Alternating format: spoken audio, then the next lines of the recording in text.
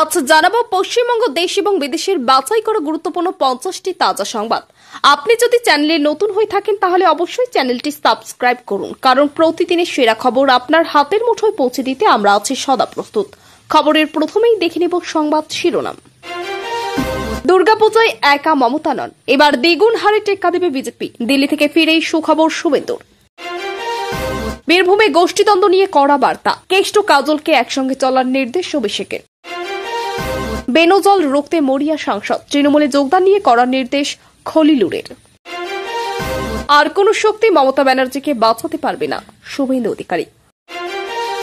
মন্ত্রীদের নিয়ে বিস্ফোরক শুভেন্দু, মমতাকে জড়িয়ে বললেন সাংঘাতিক কথা। নমস্কার, ভালো থাকবেন। সাক্ষাৎ না হলেও কলকাতায় এসে দিদিকে বার্তা মোদির। এবির কঠোর নির্দেশ, তৃণমূল কংগ্রেসের দল বদলের নয়া ফরমান জারি হল, রইল নিয়মগুলি। ওখানে 80% মুসলিম ভোটার, আমি যোগ বিয়োগ জানি। দোর্দণ্ড প্রতাপ তৃণমূল নেতাকে হুঁশিয়ারি শুভেন্দুর। এসসি শংসাপত্রের নতুন নিয়মের ঘোষণা মমতার, ভোট ব্যাংক রাজনীতির অভিমুখ তুললেন শুভেন্দু। ভয়াবহ আগুনের গ্রাসে সন্তোষপুর স্টেশন, পুড়ে খাক দোকানপাট, বন্ধ ট্রেন চলাচল। বিহারের পর এসআইআর হচ্ছে পশ্চিমবঙ্গে, আজ থেকে শুরু নির্বাচনী আধিকারিকদের প্রশিক্ষণ। নোয়া খুলতে বলেছিলেন পরীক্ষা দেবেন না, অথচ এসএসসির পরীক্ষার্থীর তালিকায় সেই মনীষার নাম। চাকরির বাতিল হতে পারে 60,000 প্রাথমিক শিক্ষকের, রাজ্যে ডিপিএসসির অস্তিত্বই নেই। বামের ভোট গিয়েছে রামে, এরপর বাম নেতারাও কি রামের শিবিরে? সিপিএম এর বঞ্চিত নেতাদের বার্তা দিচ্ছে বিজেপি। বিজেপি বিধায়কদের দলত্যাগ নিয়ে লিখিত বিবৃতি কলকাতা হাইকোর্টে জমা দিলেন বিরোধী দলনেতা শুভেন্দু অধিকারী। লক্ষ্মীর ভান্ডার প্রকল্পে অনুদান বাড়বে, কবে থেকে পাবেন, কত টাকা? রঘু ডাকাত, এর ক্রেডিটে তৃণমূলের নাম থাকা উচিত, কুণাল ঘোষের বিস্ফোরক মন্তব্যের নতুন বিতর্ক। কলকাতা হাইকোর্টে বড় চমক, প্রধান বিচারপতির পদে এবার বাংলার ছেলে। জোর করে চাঁদা তুললে বন্ধ বাস পরিষেবা, হুঁশিয়ারি বাস অনার্স অ্যাসোসিয়েশনের। আব্দুর রহিম বক্সিকে শুভেন্দু চরম হুঁশিয়ারি, মুসলিম ভোট নিয়েও অঙ্ক কষলেন বিরোধী দলনেতা, এক ঝলক। আর কয়েকদিন অ্যাকাউন্টে ঢুকবে 6,800 টাকা, সরকারি কর্মীদের জন্য বোনাস ঘোষণা, নবান্নের কারা পাবেন। এর সম্পর্কের ক্ষমতা কারণেই ভারতীয় মুসলিমদের ভরসা দিলেন শ্রমিক ভট্টাচার্য। পুজোর মণ্ডপে হামলার পরেই তড়িঘড়ি ঢাকেশ্বরী মন্দিরে হাজির ইউনুস, ধামাচাপা দেওয়ার চেষ্টা। দুর্গাপূজার আগেই জেল মুক্তি, পার্থ চট্টোপাধ্যায়ের জামিন নিয়ে নতুন মোড়। যাদবপুর কাণ্ডে যতই হোক মামলা, দুদিন পরেই সব ধামাচাপা, মনের কথা শুভেন্দুর। দেশরাদনে উত্তাল, নদীর মাঝে আটকে পড়া ট্রাক্টরে দাঁড়িয়ে আরতি 10 শ্রমিকের উদ্ধার করা গেল না কাউকেই। রাজ্যে নিযুক্ত কেন্দ্রীয় সরকারি দপ্তরের কর্মীদের জন্য পুজো উপহার, কেন্দ্রের স্যালারি নিয়ে খুশির খবর। গৃহযুদ্ধে খণ্ডিত হবে পাকিস্তান, খাইবার পাখতুনখোয়ার ভয়াবহ লড়াইয়ে নিহত অন্তত 31। একাধিক তথ্য দিতে হবে, জঙ্গিপুরে কেন জারি হল অভিষেক বন্দ্যোপাধ্যায়ের এই নতুন নির্দেশিকা। হারাতে না পারলে আমার নাম শুভেন্দু অধিকারী নয়, রহিমের মন্তব্যকে কেন্দ্র করে মালতীপুরের রাজনৈতিক তরজা চরমে।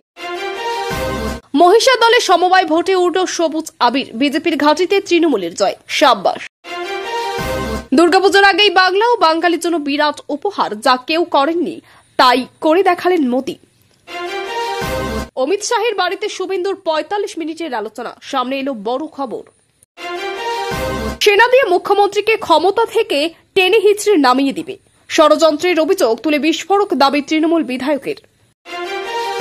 এসআইআর নিয়ে কতটা এগোলো দল, আজ ফের বৈঠকে বসলেন শুভেন্দু। পুজো শেষ হতেই বড় পদক্ষেপ, শ্রমিক না শুভেন্দু, বঙ্গ বিজেপির রাশ কার হাতে? কে স্পর্শ করতে পারবে না, সে যে কমিশনই আসুক, মুসলিমদের আশ্বাস দিলেন শ্রমিক। মিয়া মুসলিমকে সরকারি জমি, অসম তরুণী সিভিল অফিসারের বাড়িতে তল্লাশি, উদ্ধার 2 কোটি। অমিত শাহ কি বললেন শুভেন্দুকে, ফাঁস হল বাংলা নিয়ে দিল্লির আসর পরিকল্পনা। এবেলা তৃণমূলের ডাকবুকো নেতার ছেলেকে মিথ্যে মামলায় ফাঁসানোর অভিযোগ, পথে দাদার অনুগামীরা। মেঘভাঙা বৃষ্টি পরে ফুঁসছে টনস নদী, ভেসে গেল শ্রমিকরা, ড্রোনের সাহায্যে উদ্ধার অসহায়কে। পাওনা টাকা আটকে রেখেও কর্মীদের মন জিততে চাইছে কেন্দ্র, ভোটের আগে বড় ঘোষণা। শিক্ষার্থীদের পার্থেনিয়াম বলা বামদের হুঁশিয়ারি শুভেন্দুর, কেন যাদবপুরকে মাদক চরসের আঁকড়া বললেন। চালু হয়ে গেল নূরপুরের বিকল্প ফেরি সার্ভিস। এরপর তৈরি আধার ও ভোটার কার্ড তৈরি সেবিকের হইচই প্রশাসনিক মহলে। দাঁড়াও ফের কি মুখ্যমন্ত্রী পিএম কে খুশি করতে স্ট্যান্ডিং ওভেশন নীতিশের।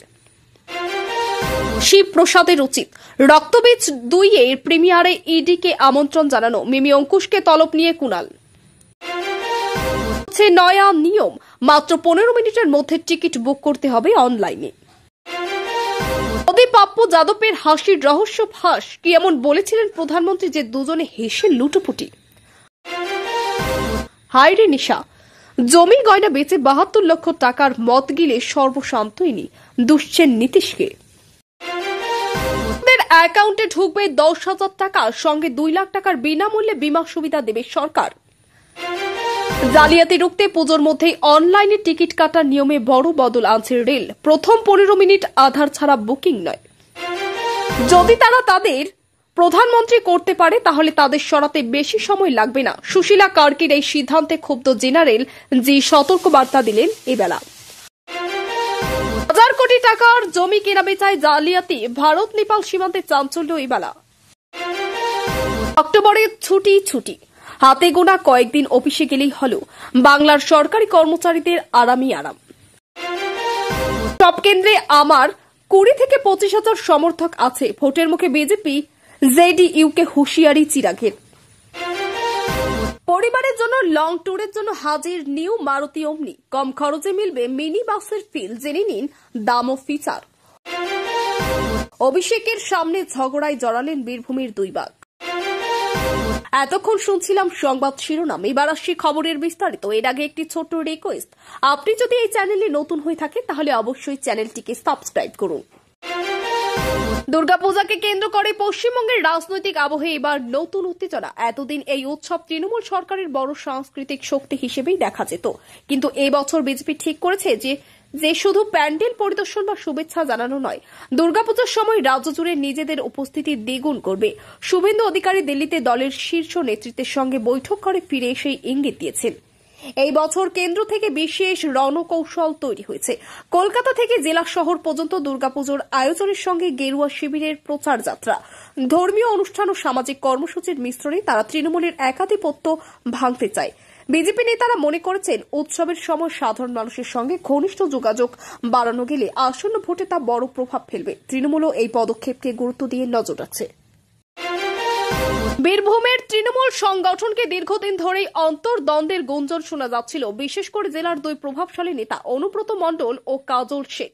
কেন্দ্র করে ব্লক স্তরের সভাপতির দায়িত্ব, নতুন নেতৃত্ব বাছাই এবং সাংগঠনিক নিয়োগ নিয়ে মতপার্থক্য দেখা দেয়।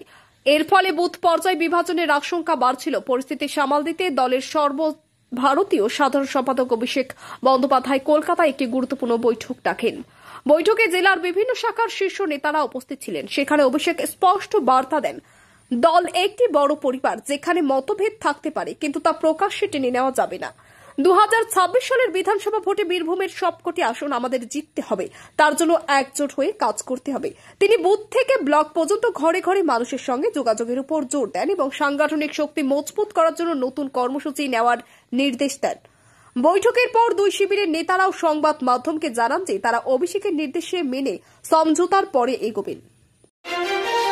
প্রধানমন্ত্রী নরেন্দ্র মোদী কলকাতা সফরে এসে একাধিক সরকারি কর্মসূচিতে যোগদান, প্রধানত ভারতীয় সেনার একটি উচ্চ স্তরের বৈঠক এবং কয়েকটি উন্নয়নমূলক প্রকল্পের উদ্বোধন। এই সফরের সময় মুখ্যমন্ত্রী মমতা বন্দ্যোপাধ্যায়ের সঙ্গে তার নির্ধারিত সাক্ষাৎ হয়নি, তবে যাওয়ার আগে তিনি রাজ্যমন্ত্রী সুজিত বসুর মাধ্যমে একটি ব্যক্তিগত শুভেচ্ছা বার্তা পাঠান। নমস্কার, ভালো থাকবেন। রাজনৈতিক মহলে এই সংক্ষিপ্ত বার্তাকে গুরুত্বের সঙ্গে দেখা যাচ্ছে। পর্যবেক্ষকদের মতে কেন্দ্র ও রাজ্যের দ্বন্দ্ব সত্ত্বেও প্রধানমন্ত্রী সৌজন্যের মাধ্যমে একটি নরম বার্তা দিয়েছেন, যা হয়তো ভবিষ্যতেও রাজনৈতিক সমীকরণে প্রভাব ফেলতে পারে। রাজ্য প্রশাসনের পক্ষ থেকেও মোদীর সফর সুষ্ঠুভাবে সম্পন্ন করতে পূর্ণ সহায়তা দেওয়া হয়েছে। মালদার মালতীপুর কেন্দ্রের তৃণমূল বিধায়ক আব্দুর রহিম বক্সিকে উদ্দেশ্য করে শুভেন্দু অধিকারীর সাম্প্রতিক মন্তব্য রাজনৈতিক মহলে আলোড়ন তুলেছে।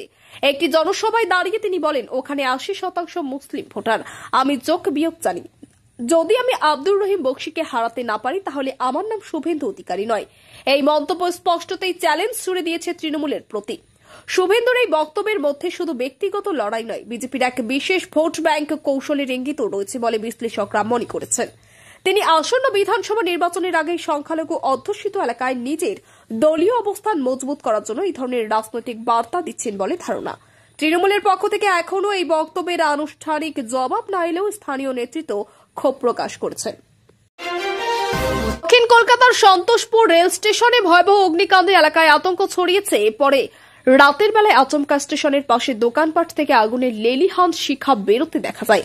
অল্প সময়ের মধ্যেই আগুন এতটাই ভয়ঙ্কর রূপ নেয় যে পুরো স্টেশন এলাকা ধোঁয়ায় ঢেকে যায় এবং নিরাপত্তার স্বার্থে ট্রেন চলাচল সঙ্গে সঙ্গে বন্ধ করে দেওয়া হয়। দমকলের একাধিক ইঞ্জিন দ্রুত ঘটনাস্থলে পৌঁছে প্রায় কয়েক ঘন্টার চেষ্টার পর আগুন নিয়ন্ত্রণে আনে।